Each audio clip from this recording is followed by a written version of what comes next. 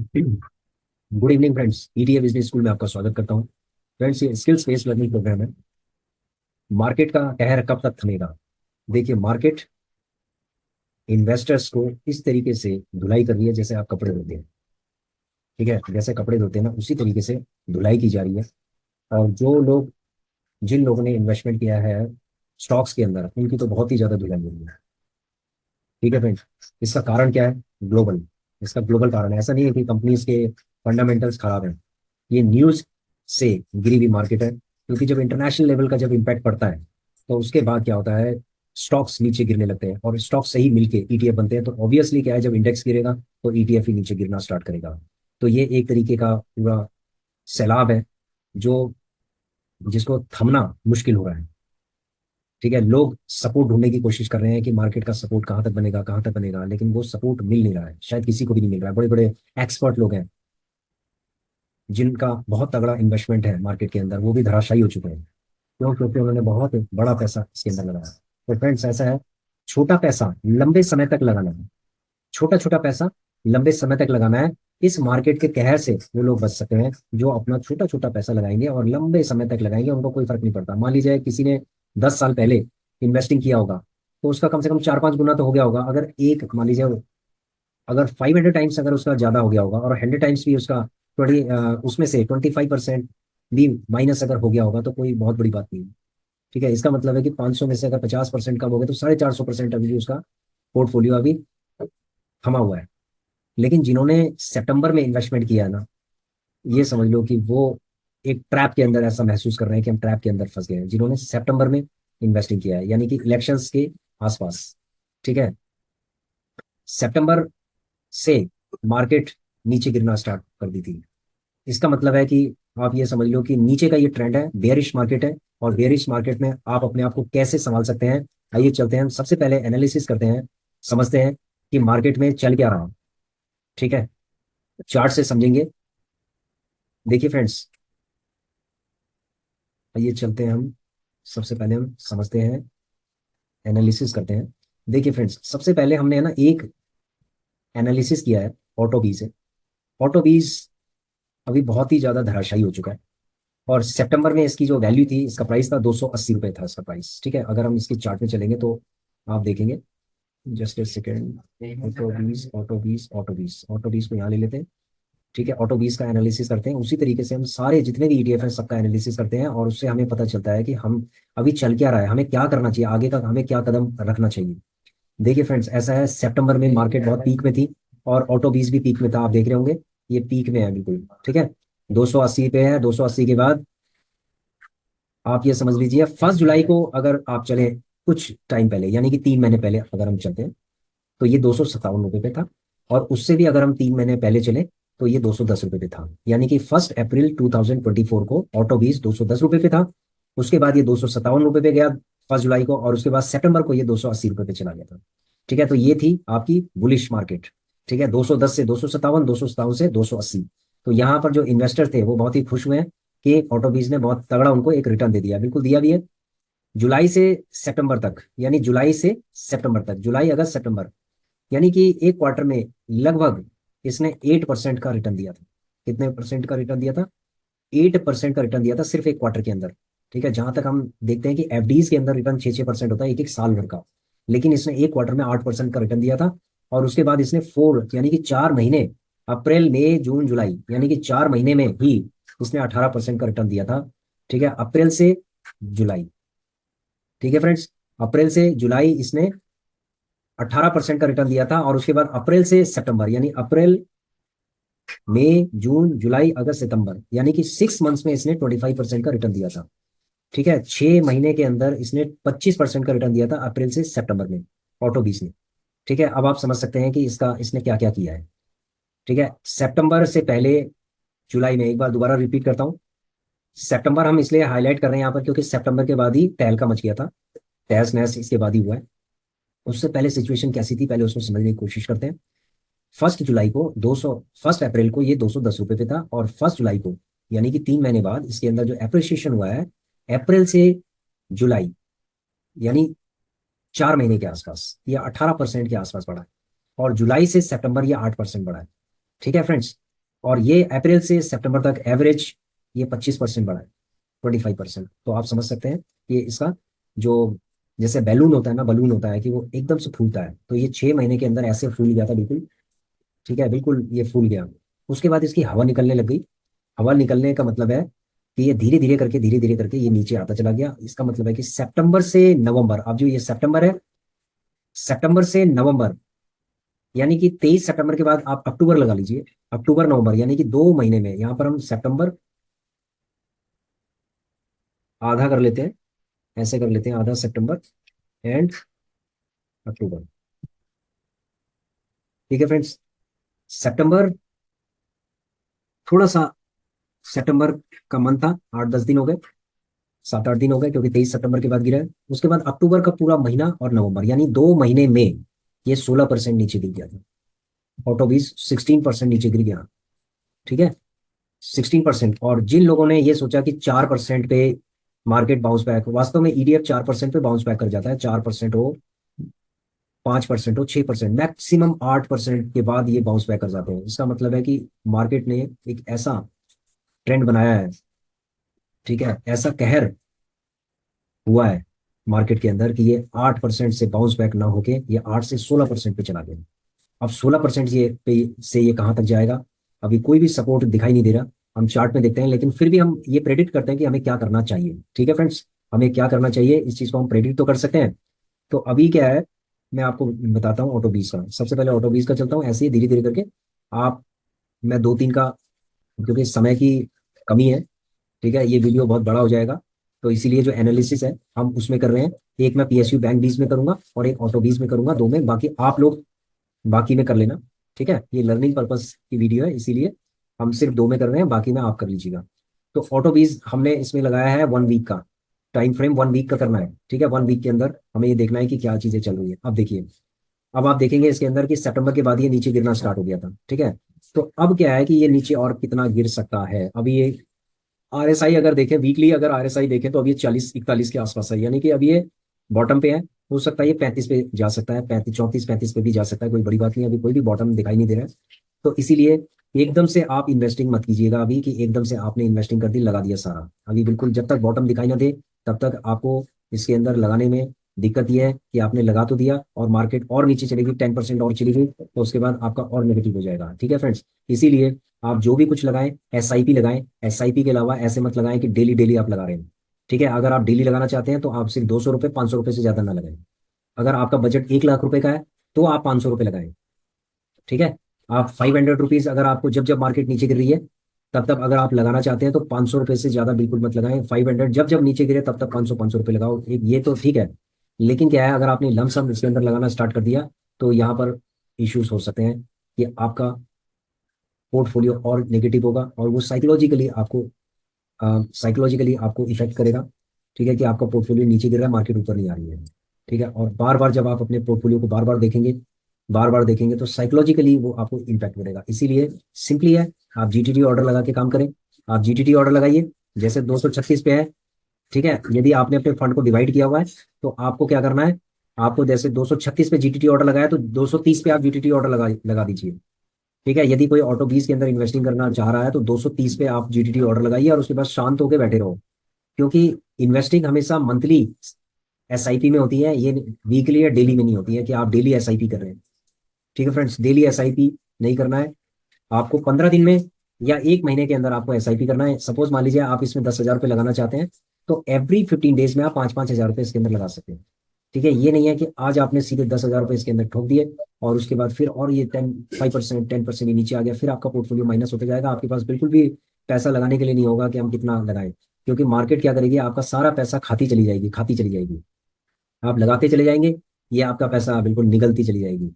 ठीक है फ्रेंड्स, तो इसीलिए जीटीटी ऑर्डर लगाएं। अगर 236 पे है तो 6 रुपये नीचे लगाएं, 6-6 रुपये करके नीचे लगाएं आराम से। उससे पहले बिल्कुल ना लें।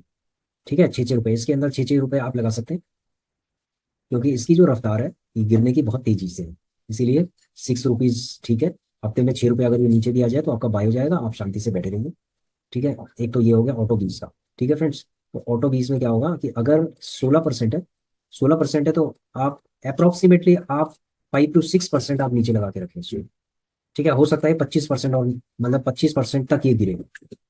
अगर मार्केट सितंबर से लेकर और सॉरी अप्रैल से लेकर सितंबर सितंबर तक ये 25% अगर अगर बढ़ी है, यानी इन्वेस्टर को इसने 25% का अगर फायदा दिया है अप्रैल से सितंबर तक, तो ये समझ लो कि सितंबर से लेकर और दिसंबर तक ये इतना मार्केट्स ये इतना उनसे ले सकती है, इन्वेस्टरों से ले सकती है ये। ठीक है, क्योंकि एफ आईज डी आईज ने अगर रिटेल इन्वेस्टर्स को 25% अगर दिए होंगे, तो 25% यहाँ से लेना स्टार्ट कर देंगे। समझ गए? यहाँ 25% दिए हैं तो यहाँ से लेना स्टार्ट कर देंगे इतना।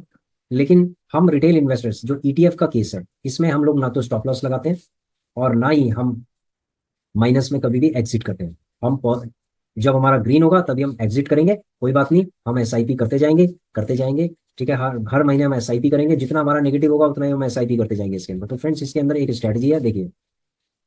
अगर मैं चलता हूँ पोर्टफोलियो के अंदर, तो पोर्टफोलियो के अंदर बहुत ही तहलका मचा हुआ है, ये देखिए। ठीक है, पोर्टफोलियो है। यहाँ पर आप देख रहे होंगे कि ये -6.42 है। ठीक है, कोई दिक्कत नहीं है। एक दिन के अंदर ही देखिए -1.20 हो गया। अब हमने क्या इसके अंदर क्या करना है, देखो, एक तो हमने जीटीटी ऑर्डर लगाया हुआ है। जीटीटी ऑर्डर एक एग्जीक्यूट हो गया है, दो एग्जीक्यूट हो गए जीटीटी ऑर्डर। 71-70 पे हमने लगा रखा था, वो एग्जीक्यूट हो चुके हैं। बाकी जीटीटी ऑर्डर हमने लगा रखे हैं, कुछ लगा रखे हैं जीटीटी ऑर्डर। ठीक है, अगर ये एग्जीक्यूट हो जाएंगे तो ठीक है, नहीं होंगे तो कोई बात नहीं। ठीक है, ये हमने लगा रखे हैं, तो कोई दिक्कत नहीं है। जितना हमारा इसके अंदर फंड है उसके हिसाब से हमने जीटीटी ऑर्डर लगा रखे हैं और हम बैठे हुए हैं, चलने दो उसको, मार्केट को। अब क्या होगा कि जब हमारा ये जीटीटी ऑर्डर फिनिश हो जाएगा, जब हमारा जीटीटी ऑर्डर फिनिश हो जाएगा, सपोज इसके अंदर अगर 20 के आसपास अगर हमारा माइनस हो जाता है, -20 के आसपास हो जाता है, तो हम क्या करेंगे, हम इसका फोर्थ पार्ट, यानी फोर्थ पार्ट कितना होता है, फोर्थ पार्ट हो गया आपका 5,000 के आसपास, तो हर महीने की हम इसमें 5,000 एसआईपी करना स्टार्ट कर देंगे। ठीक है, जितना नेगेटिव हुआ है ना उसका फोर्थ पार्ट हम स्टार्ट कर देंगे एसआईपी करना, यानी कि अगर 20,000 है तो हम 5,000 एसआईपी करना स्टार्ट कर देंगे। और अगर ये 15,000 माइनस है तो उसका चार फोर मतलब फोर से डिवाइड कर देंगे उसको, तो जितना भी होगा हम उसके हिसाब से एसआईपी करना स्टार्ट कर देंगे, मंथली एसआईपी करेंगे। ठीक है, मंथली एसआईपी करेंगे, क्योंकि मार्केट को है ना थोड़ा समय भी देना चाहिए। अगर मार्केट को आप समय नहीं दोगे ना, तो क्या होगा कि आपका ये फंड खाती चली जाएगी, निगल देगी, जैसे अजगर निगल लेता है ना, ऐसे ही आपके फंड को निगलता जाएगा। तो इसलिए आपको बिल्कुल भी पजल्ड नहीं होना है, क्लैरिटी रखनी है। क्लैरिटी में ये होगा कि जो आपने जीटीटी ऑर्डर लगाए हैं उनको होने दो। और अगर आपने एसआईपी के लिए प्लान किया हुआ है तो आपको एसआईपी उसी तरीके से करनी है जिस तरीके से आपने प्लान किया हुआ है, सिस्टमेटिक तरीके से। कि अगर एक ईटीएफ के अंदर 5,000 का आपने प्लान किया हुआ है या 1,000 रुपए का प्लान किया हुआ है मंथली, तो उसमें 1,000 ही करने हैं, उसमें आपको 2,000 3,000 5,000 नहीं करने। ठीक है फ्रेंड्स, तो हमने भी ये विचार किया है कि अगर ये जीटीपी ऑर्डर एग्जीक्यूट हो जाते हैं, ये अगर जीटीपी ऑर्डर ये एग्जीक्यूट हो जाते हैं, तो उसके बाद हम मंथली लेवल पे इसको प्लान करेंगे। ठीक है, तो हमारी प्लानिंग यही होगी। तो इसमें से निकलने का एक ही रास्ता है कि होल्ड करना और एज पर प्लान चलना। ठीक है, प्लान ये है कि एक बार सारे एग्जीक्यूट हो जाते हैं जीटीटी ऑर्डर्स, पूरा फंड इसमें लग जाता है, जो हमारे पास कैश है, ये पूरा फंड अगर लग जाता है, तो उसके बाद हमारी जो प्लानिंग होगी वो होगी एसआईपी मंथली। ठीक है फ्रेंड्स, और हम कोई बात नहीं, हम 6 मंथ्स तक भी इसको होल्ड करेंगे। ठीक है, और जितना ये माइनस है ना उससे ज्यादा हम इसके अंदर कवर करेंगे। ठीक है फ्रेंड्स, जितना माइनस है, देखो मार्केट के अंदर क्या होता है कि जितना माइनस होता है ना जिसका, और वो अगर एसआईपी करता है, तो उसका उतना ही ज्यादा ग्रीन हो जाता है, ये हमारा एक्सपीरियंस है। ठीक है फ्रेंड्स, तो इसमें कोई भी घबराने की जरूरत नहीं है। मार्केट नीचे की तरफ ट्रेंड बनाती है, फिर ऊपर की तरफ ट्रेंड बनाती है, चलता है। अभी ये नीचे की तरफ ट्रेंड है, अभी आपको एकदम से लगाने की जरूरत नहीं है कि एकदम से लगा लो। ठीक है, तो ये मैंने आपको बता दिया कि कितना परसेंटेज तक ये जा सकता है। मान लीजिए 25% तक आप इसके अंदर, ये समझ लीजिए 25% तक ये जा सकता है। 16% है, 25% तक जा सकता है, इसलिए अपने फंड को बचा के रखिए। सारा फंड एकदम मत लगाइए। अगर आपका मान लीजिए आपके पास फंड है तो 6-6%, 4-4%, 5-5% आप इसके अंदर लगा सकते हैं। जैसे 5% नीचे गिर गया तो आप लगा दीजिए उसका 5 पार्ट्स, जितना भी फंड आपके पास है 5 पार्ट्स लगाइए। और अगर वो 5% और नीचे गिर जाता है तो जो 5 पार्ट्स है वो लगाइए। तो ऐसे करके आप इसके अंदर इन्वेस्टिंग कर सकते हैं। ठीक है, आप चलते हैं हम उसके बाद पीएसयू बैंक बीज का, पीएसयू बैंक बीज के चार्ट में चलते हैं। ये पीएसयू बैंक बीज का चार्ट है। इस चार्ट में हम देखेंगे कि जुलाई, सितंबर, जस्ट सेकेंड, यहाँ से गिरना स्टार्ट किया था 18 जून से। वीकली है, ठीक है। ये जो पीक में अप्रोक्सीमेटली 83 था ये। ठीक है, ये गया तो 89 पे था, लेकिन ये फ्लक्चुएशन हुई थी। और अगर हम स्टेबिलिटी की बात करें तो 83 के आसपास ये स्टेबल था। तो हम यहाँ 83 सितंबर का हम कर लेते हैं इसको। जस्ट इस सेकंड, सितंबर में ये कितना था, फर्स्ट सितंबर 79 था फ्रेंड्स, सितंबर में 79 था।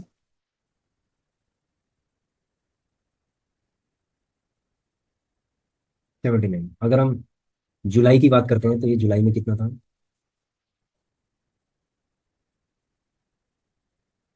जुलाई,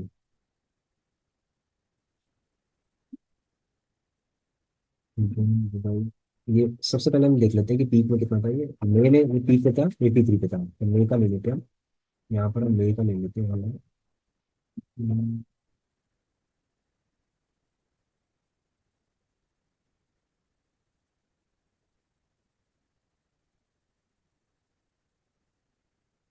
इसका एनालिसिस सेपरेटली करना पड़ेगा फ्रेंड्स। मई, ठीक है, मई का ले लिया हमने। अब जैसे हमने इसका एनालिसिस किया था कि 3 महीने पहले, यानी कि मई से 3 महीने पहले कितना था ये? मई से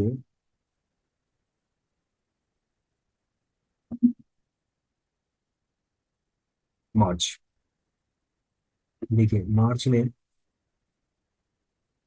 74 के आसपास था ये। मतलब मार्च, मार्च में ये 79 लगभग सेम ही था ये। 79 ही था ये। मार्च अप्रैल मई, मार्च में सेम था। अब 3 महीने और पहले चलते हैं, यानी कि जनवरी में। जनवरी में,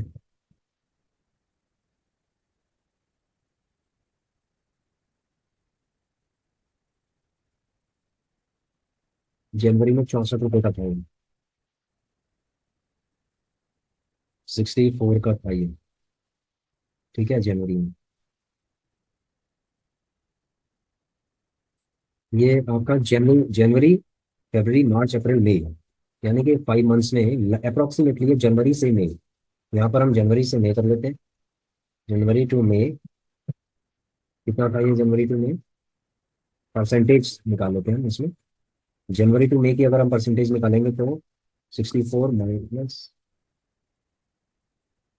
sorry 79 minus,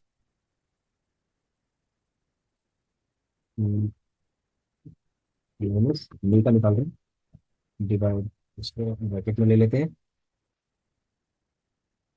divided by May. January to May, हाँ,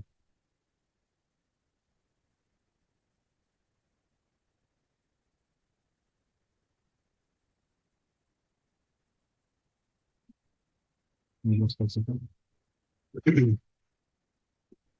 मई माइनस जनवरी, ठीक है, उसके बाद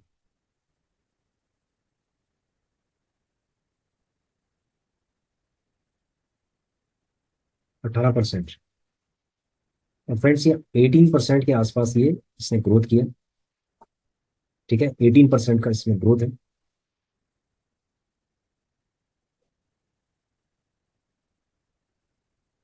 64 से 80, जस्ट एक सेकेंड, माइनस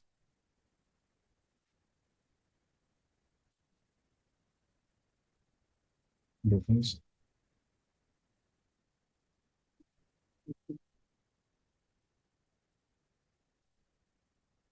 45। अगर हम 64 रुपये से 79 रुपीज पे अगर ये गया तो फ्रेंड्स ऐसा है, ये 23% का इसमें रिटर्न है। ठीक है, 23% का रिटर्न है। इसको हम यहाँ पर कॉपी कर लेते हैं। जस्ट एक सेकेंड, इसको हम ठीक कर लेते हैं। 79 माइनस 64, ग्राफिक में करते हैं इसमें, डिवाइडेड बाय जो बेस रेट है उसको करेंगे, उसके बाद 23%, यानी कि 23% का इसने रिटर्न दिया है जनवरी से लेकर और मई तक, जनवरी फरवरी मार्च अप्रैल मई, यानी कि 5 महीने के अंदर इसने 23% का रिटर्न दिया। जिन्होंने जनवरी में लिया होगा 64 रुपये पे, तो उनकी तो बल्ले बल्ले रही होगी। ठीक है, अगर ये मार्च से मई तक हो गया, तो इसका इंक्रीज जो परसेंटेज है वो बिल्कुल जीरो रहा है, कुछ नहीं है। ठीक है, क्योंकि 79 से 79 था, तो कोई इंक्रीज परसेंटेज नहीं है इसके अंदर, 23% में ग्रोथ है इसके अंदर। अब अगर हम यहाँ पर चलते हैं, आगे का देखते हैं पीएसयू बैंक भी, इसका अब क्या है कि इसका जो रेट है वो चल रहा है 70 पर। ठीक है, कितने पे चल रहा है? 70 पे चल रहा है, 70 पे चल रहा है, 70 पे चल रहा है। तो आज क्या है, ये नवंबर, नवंबर पे 70 पे चल रहा है। तो अब हम कंपेयर करते हैं कि 17, ये मई, नवंबर, तो सितंबर में कितना था इसका, सितंबर में चेक कर लेते हैं। सितंबर में, जुलाई अगस्त, सितंबर, सितंबर में ये 75 के आसपास था, 76 था। सितंबर में ये, अगर मैं सितंबर का देखूं, 76 था। और सितंबर के बाद ये जब नवंबर में गया है, तो नवंबर में ये 70 हो गया। ठीक है, तो आप इसके अंदर देख रहे होंगे कि कितना इसमें डाउनग्रेड हुआ है। तो डाउनग्रेड जो हुआ है वो कितना हुआ है डाउनग्रेड, अगर हम 79 में से 70 माइनस कर देते हैं, तो उसके बाद अब हम देखते हैं कि कितना परसेंटेज डाउन हुआ है। तो 80, 79 माइनस 70 प्लस डिवाइडेड बाय, और ये कहाँ से गया है, मई से नवंबर की तरफ। ठीक है, मई से नवंबर की तरफ गया है, या सितंबर से ले लेते हैं हम। सितंबर से, यानी कि जब हम यहाँ से कैलकुलेशन कर रहे हैं तो इसी के हिसाब से 11% माइनस है फ्रेंड्स। ये उल्टा करना होगा हमें, जे यहाँ पर रखना और डी यहाँ पर रखना। ये -11% हो गया है। ठीक है, अगर हम मई के हिसाब से चलेंगे तो ये 11% माइनस है, और अगर हम सितंबर के हिसाब से चलेंगे तो कितना माइनस है?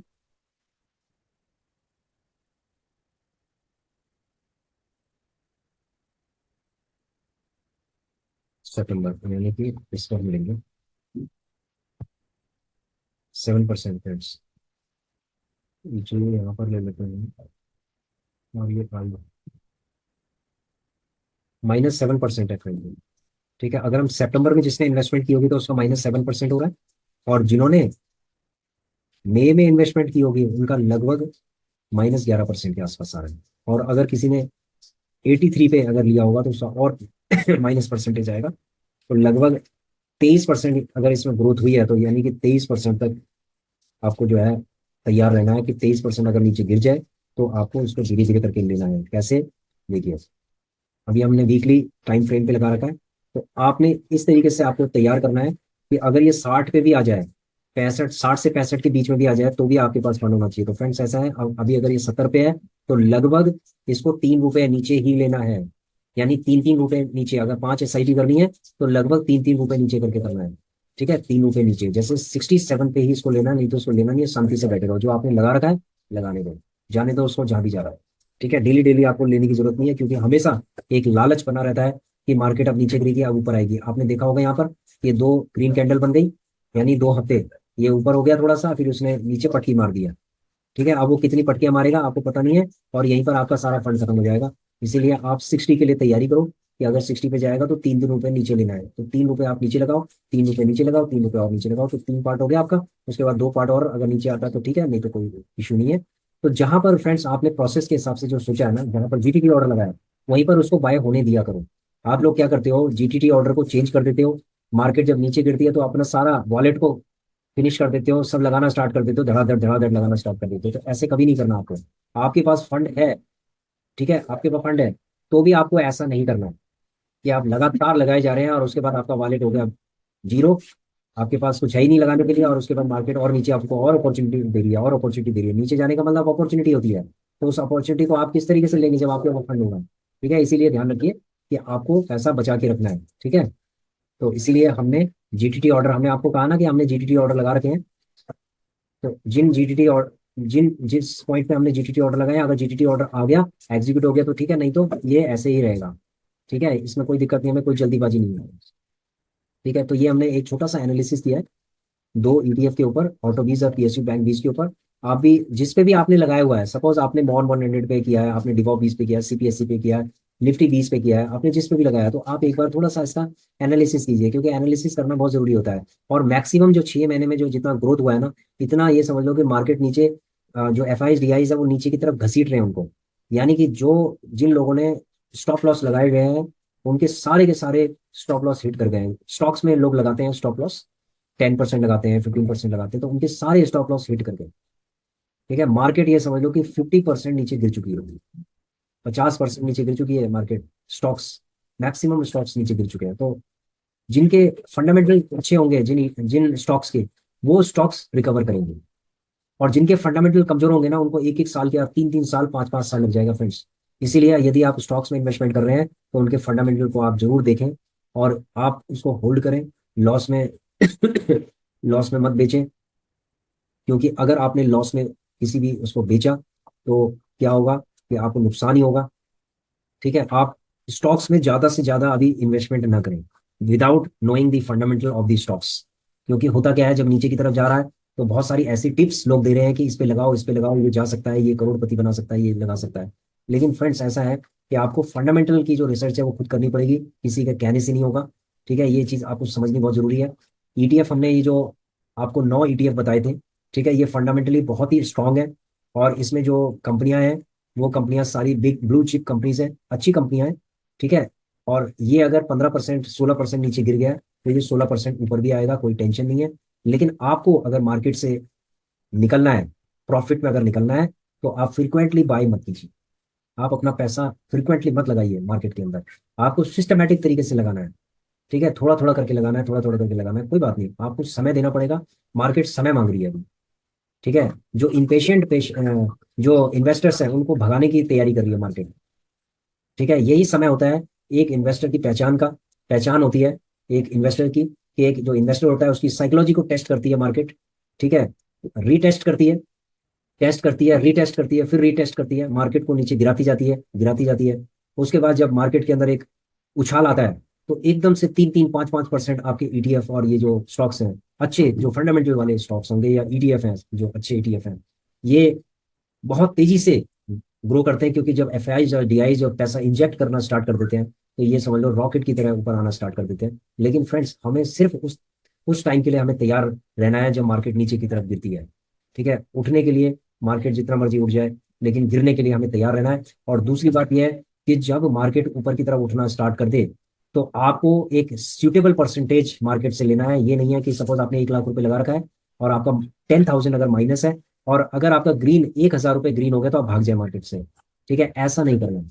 आपको एक प्रॉपर तरीके से एक रिस्पेक्टेड अमाउंट ही मार्केट से लेना है। ये नहीं कि आपने चवन्नी अठन्नी ले ली, आपने लगाया 1 लाख रुपए और ले ली अठन्नी, तो वो चीज काम नहीं करना है आपने। ठीक है, तो इसीलिए इन्वेस्टिंग से पहले आप पूरा रिसर्च करें, पूरी रिसर्च करें, और अपने फंड्स को हमेशा डिवाइड करके ही सिस्टमेटिक तरीके से मार्केट के अंदर लगाएं, ताकि आपके पास लगाने के लिए सफिशिएंट फंड हो और आराम से आप लगाते जाएं। जैसे सपोज हमारा पोर्टफोलियो, हमारे पास अभी कैश है लगाने के लिए, आप ये देख रहे होंगे स्क्रीन पे। तो ये क्या है, धीरे धीरे करके लगेगा, एकदम नहीं लगेगा, इसमें कम से कम 2 महीने लगेंगे। ठीक है friends, thanks for watching our video. ये वीडियो थोड़ा लंबा हो गया क्योंकि एनालिसिस आपको बतानी जरूरी थी, इसीलिए। Thanks for watching our video, please share, subscribe and like our channel. Thank you.